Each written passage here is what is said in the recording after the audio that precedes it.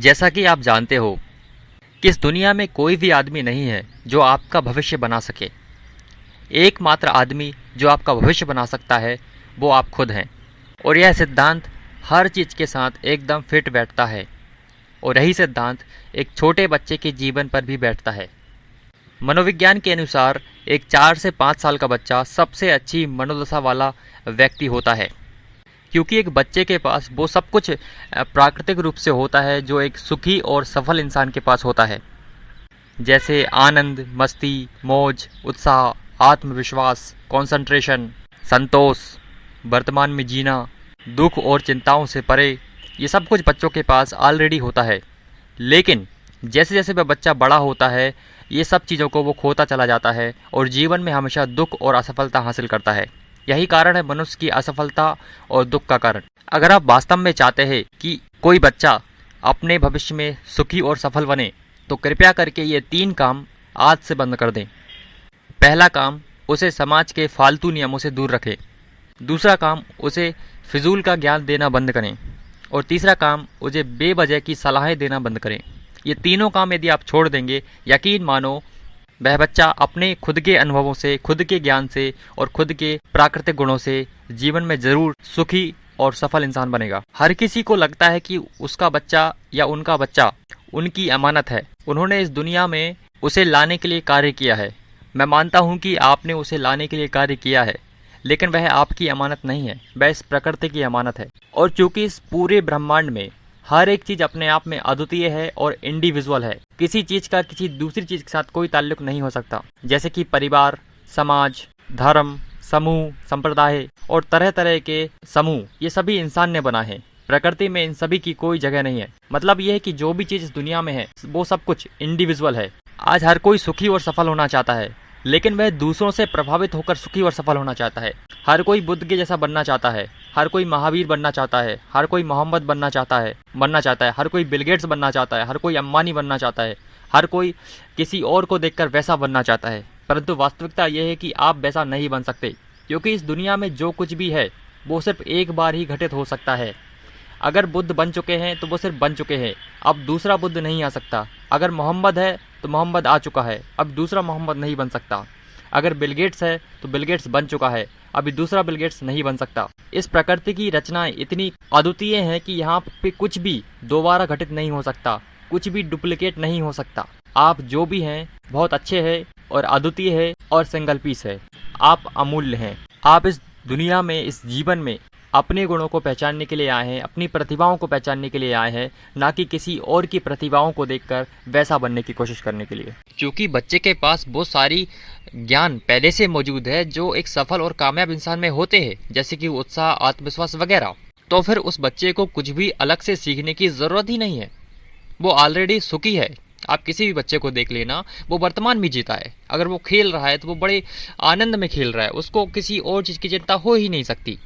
अगर वो किसी बच्चे के साथ खेल रहा है तो वो उस बच्चे के साथ ही खेल रहा है, उसको ये फ़र्क नहीं मालूम कि ये बच्चा गरीब का बच्चा है या अमीर का बच्चा है या पढ़ा लिखा इंसान का बच्चा है या अनपढ़ का बच्चा है या किसी का भी बच्चा हो। वो तो खेलने में मस्त है, क्योंकि उसको पता है कि किसके साथ खेलने में मज़ा आएगा, तो वो उसके साथ खेलता है। उसके अंदर भेद नहीं है, तुलनाएँ नहीं है। लेकिन जब वो बच्चा एक स्कूल में जाता है, ये सामाजिक नियमों में उसे बहलाने की कोशिश की जाती है, तो वो बच्चा ज़रूर भेद वगैरह उत्पन्न कर लेता है। किसी भी बच्चे को स्कूल की आवश्यकता हो ही नहीं सकती कि कोई स्कूल क्यों जाता है, उसके माँ बाप उसको स्कूल क्यों भेजते, क्योंकि वो उत्साह के बारे में सीख सके, आत्मविश्वास रखे, उम्मीदें कभी ना छोड़े, संतोष रहे, ये सब के लिए जाता है। लेकिन ये सब तो उसके पास पहले से है, तो फिर भेजा क्यों जाता है? वो जो कुछ भी हो, लेकिन एक बच्चा जब स्कूल जाता है तो यकीन मानो वो अपने प्राकृतिक गुणों को खोने के लिए जा रहा है और कुछ भी वहाँ उसको मिलने वाला नहीं है। स्कूल उसे तुलनाएं और भेद वाली शिक्षाएं देंगी, उसे फालतू ज्ञान देंगी, फालतू की सलाहें देंगी और फालतू के नियमों में बांधने का काम करेगा। उसे स्कूल में सिखाया जाता है कि क्या अच्छा है, क्या बुरा है, क्या सही है, क्या गलत है, क्या पाप है, क्या पुण्य है, क्या करना सही रहेगा, क्या करना गलत रहेगा, भविष्य क्या है, भविष्य की प्लानिंग कैसे करे।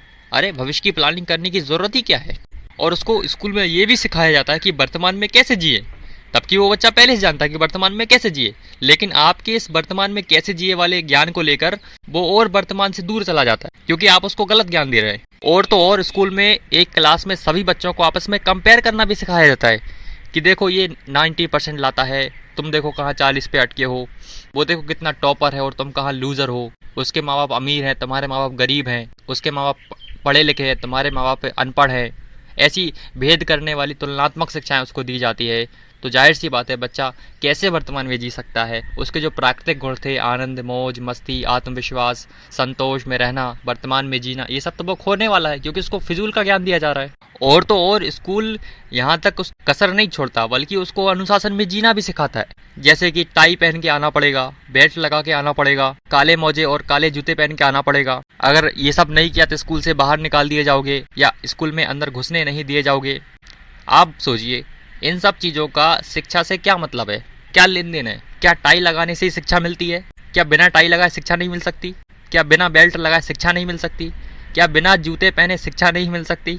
तो ये हो क्या रहा है स्कूल में? अनुशासन के नाम पे उस बच्चे का मन मारा जा रहा है, उसको एक जेल की बंदिशों में बांधने का काम हो रहा है और कुछ भी नहीं है। मैं कल के ऑडियो में इस बारे में अच्छे से विस्तार पूर्वक चर्चा करूंगा, लेकिन अभी फिलहाल मैं शॉर्टकट में ही बात करूंगा ताकि आप इस बारे में थोड़ा सोचें।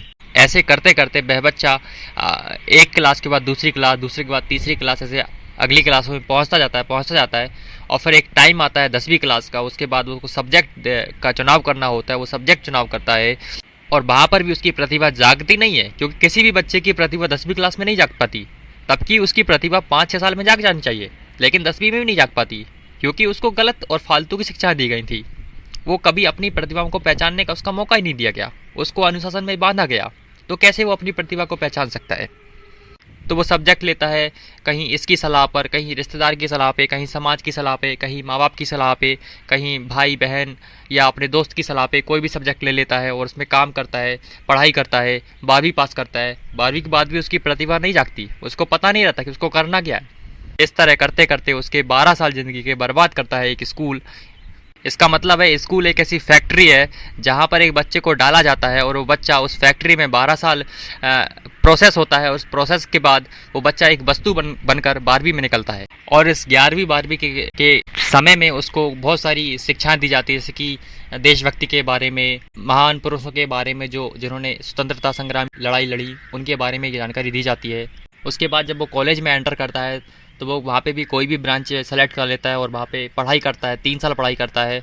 और जब वो बच्चा इस कॉलेज से बाहर निकलता है 3 साल के बाद, तो वो कॉलेज भी यही करता है स्कूल की तरह कि जितना वो स्कूल से वस्तु बनकर निकला था, तो कॉलेज क्या करता है कि देखता है कि ये बच्चे में कितनी वस्तु बनना और बाकी है। तो कॉलेज उच्च कोटि का प्रोसेस करता है और उस बच्चे को और ज़्यादा वस्तु बनाने का काम करता है ताकि वो बच्चा 100% वस्तु बन जाए और फिर वो वस्तु बनकर कॉलेज से निकलता है। और जब वो वस्तु बनकर कॉलेज से निकलता है तो उसको पता नहीं रहता कि अब जीवन में करना क्या है। और फिर जब वो अपनी लाइफ को पीछे मुड़कर देखता है तो वो बड़ा ही दुखी महसूस करता है कि उसने अपनी लाइफ में स्कूल और कॉलेज में कुछ भी नहीं सीखा, उसके पास कोई प्रतिभा ही नहीं है, वो अपने गुणों को पहचान ही नहीं पाया, वो भागा दौड़ी थापा थप्पी में लगा रहा। और अब उसकी ज़िंदगी का सिर्फ एक ही मकसद रहता है कि कैसे भी करके पैसे कमाया जाए और ज़िंदगी को जिया जाए। लेकिन पैसे कैसे कमाया जाए उसको तो सिखाया ही नहीं गया कि पैसे कैसे कमाया जाए, क्योंकि वस्तुएं पैसा नहीं कमा सकती। और अगर वस्तुओं ने पैसा कमाया भी तो वस्तुएं पैसे का इस्तेमाल नहीं कर सकती, पैसे का इस्तेमाल तो इंसान ही कर सकता है। जो कुछ भी उसने 11वीं 12वीं और कॉलेज में पढ़ा था देशभक्ति के बारे में कि देश के लिए काम करना चाहिए, देश में रह के काम करना चाहिए, अब वो उसकी प्राथमिकता नहीं रहती। अब उसकी प्राथमिकता रहती है कि कैसे भी करके बस पैसे कमाए जाएं। और उस पैसे के चक्कर में वो विदेश चला जाता है या किसी के भी लिए काम करना चालू कर देता है और अपनी ज़िंदगी को भूल जाता है। और ऐसे करते करते वो किसी और की वस्तु बन के काम करता है और पूरी ज़िंदगी गुजार देता है दुख और असफलताओं में। और अंत में जाकर वह स्कूल और कॉलेज को हमेशा गालियाँ ही देता है और कुछ भी नहीं। अभी के लिए इतना ही। कल मैं इस टॉपिक के बारे में एक शानदार कहानी प्रस्तुत करूंगा जिसमें आप अपनी लाइफ को प्रैक्टिकली जोड़कर देख सकते हैं कि वास्तव में हो क्या रहा था आपके साथ या आपके बच्चों के साथ क्या हो रहा है, सारी की सारी भीड़ किधर जा रही है। Thank you.